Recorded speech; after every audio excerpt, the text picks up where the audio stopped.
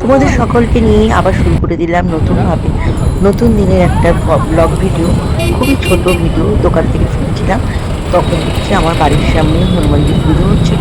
সেই পুজোতে সবাই আরতি করছে, ঠাকুরের পুজোতে এসছে। তখন ভাবলাম আমার কয়েকজন বন্ধুরা মিলে এখানে পুজো মানে আরতি দিয়ে করলাম। একটু ধূপকাঠি আর মোমবাতি কিনে নিয়ে এসেছিলাম, সেটা দিয়ে ভেবেছিলাম পুজো দেবো না, কিন্তু ভগবান নিয়ে এলো নিজের পুজো। ভগবানের উপর একটু রাগ করেছিলাম, দেবনি না।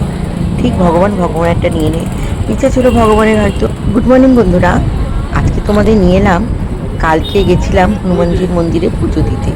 পুজো মানে একটু ধূপ আর ধূপকাঠি মানে আরতি করতে গেছিলাম দোকান থেকে ফেরার সময়।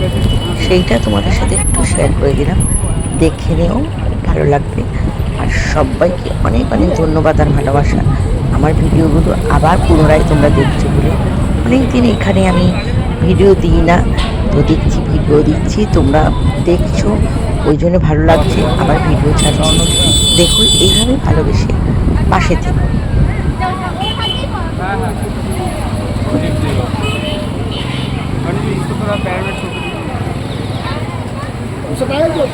नहीं अलग है, ये अलग है, सेम है और अलग है।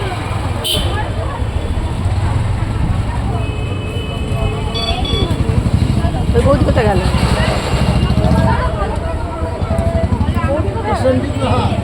ওয়েলকাম মাই পলির বেঙ্গলি ব্লগে তোমাদের সবাইকে স্বাগত জানাচ্ছি।